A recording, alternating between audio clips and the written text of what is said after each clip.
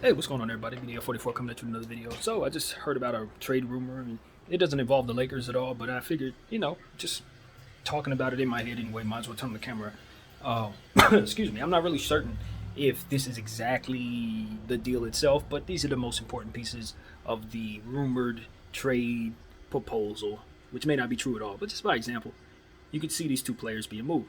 De'Aaron Fox for Demonis Sabonis. Now, for me, this makes all the sense in the world for the Kings because the Kings need to condense their guard position, as we've talked about a lot on this thing. This would allow them to move Tyrese Halliburton to their starting one, as to which their team plays better with him as the one anyway, because he's a more natural facilitator, better defender in some cases than Fox.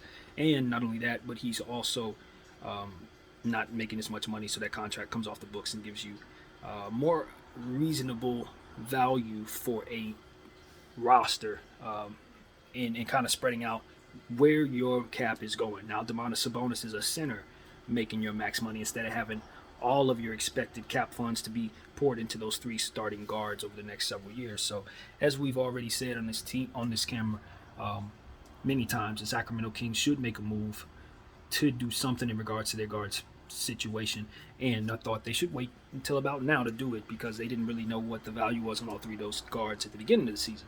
Now they have a better clear-cut understanding of what they want to do. So for them, makes sense. Pacers, I don't understand this deal for the Pacers. Now, granted, you love bringing in De'Aaron Fox if you're the Pacers, but you got to keep making moves because now you have a super overload in guards and not as much strength in your front court. So now your team doesn't make as much sense. You're turning yourself into the Kings.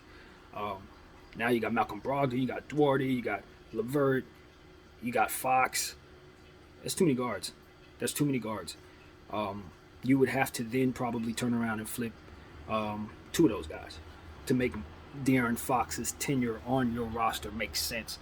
And then you would want to do what the Kings just did, which you had in place, which is make it so that your value is in more reasonable places instead of all in one position. So I don't think this makes a whole lot of sense for the Pacers unless they continue to make moves. But just in a vacuum, of course, any team picking up De'Aaron Fox is going to be good. You love bringing in De'Aaron Fox. He's a scoring guard. You look at him as somebody who's going to put up a lot of points on the board. He's one of the fastest players in the league. So you can run all kinds of pace with him. He's smart, and he's continuing to get better. He's not a finished product. He's still ascending into his stardom. So it's a great time to pick him up. His contract is crazy. I don't love his contract. Nobody does, but it's not like if he's healthy, he's going to play it up. He's not going to play it down. He's a good player getting better. So if you can just accept the fact that you're going to have to take a cap hit, build properly around him somehow, because you hate that. That's what you hate, though. That's the only thing. When you try to build around a big max contract, you would hope that the player that holds that contract can do a lot of different things for you so that you don't have to look for so much to complement them. Unfortunately, De'Aaron Fox is just a point guard who scores. So he needs facilitators, he needs rim protection, he needs rebounders, he needs all these different things. So if you're starting the process of building around him, sure, that can be built. But unfortunately, freaking Sacramento gave him too much money, and now it's going to be harder to build a championship team around a guy with that type of contract.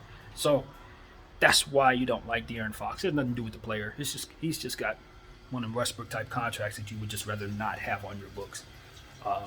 But he's young. He's young, If you like having a player like that, you can have some fun lineups out there with him. You know what I mean?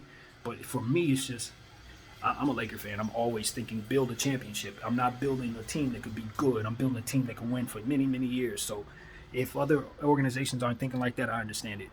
I think the organization who trades for De'Aaron Fox is probably not looking to win a championship. They're more so looking to have an exciting team, and maybe going forward can kind of put some players around De'Aaron Fox and maybe make them overachieve. But that contract going to be hard to build around. I'm just being honest.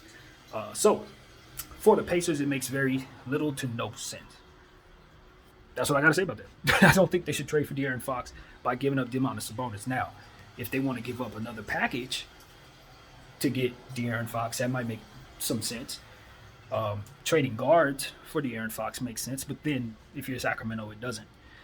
So then you would not want to make that trade. So these are two teams that I expect to make some type of deal. I don't expect them to make a deal with one another. I don't expect them to make this deal.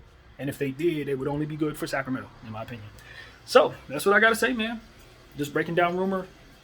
a rumor at random because, well, quite frankly, I just felt like doing it. Probably doesn't hold any weight at all, and I don't want you guys to think it should. But when you start thinking about what teams need and what they don't, having conversations like these can help you understand those type of things. So that's what we do here.